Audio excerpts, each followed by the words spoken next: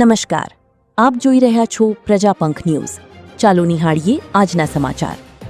સુરત શહેરમાં આગામી બકરી ઈદના તહેવારને લઈ પોલીસ તંત્ર એક્શનમાં જોવા મળી રહ્યું છે.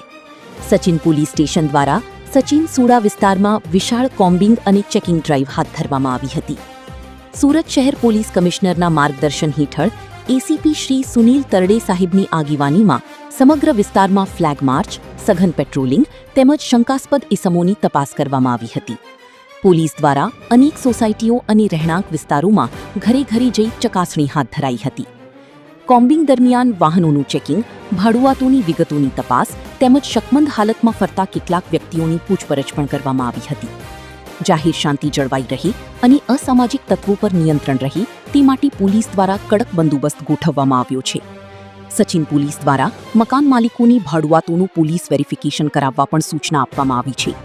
સાથે જ નાગરિકોની અફવાઓથી દૂર રહી શાંતિપૂર્ણ રીતે તહેવાર ઉજવવા અપીલ પણ કરવામાં આવી છે.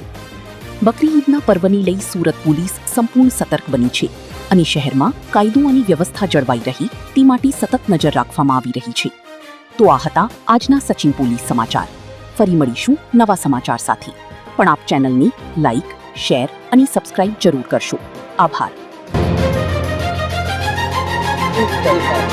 આજરોજ સચિન પોલીસ સ્ટેશન એરિયામાં આવેલ સુડા સેક્ટર વિસ્તારમાં આગામી બકરી ઈદ બંધો જે તહેવાર આવે છે એના અનુસંધાને ડીસીપી ઝોન 6 સાહેબના માર્ગદર્શન હેઠળ ચારે પોલીસ સ્ટેશનના પોલીસ અધિકારીઓ કર્મચારીઓ દ્વારા આ વિસ્તારમાં કોમ્બિંગનું આયોજન કરવામાં આવ્યું.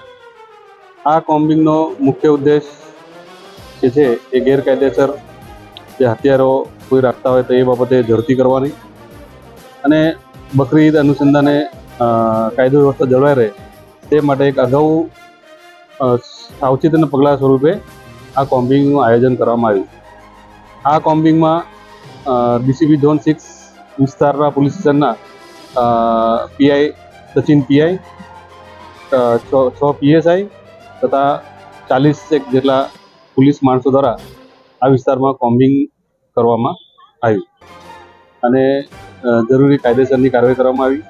ભાડુઆતો જે ભાડુઆત રાખવા બાબતના જે પદ્ધતિ છે એ લોકો જે પોલીસ સ્ટેશનની જાણ કરવાની એ બાબતને પણ બધાને અવગત પણ કર્યા અને એ બાબતની કાયદેસરની કાર્યવાહી કરવામાં આવી.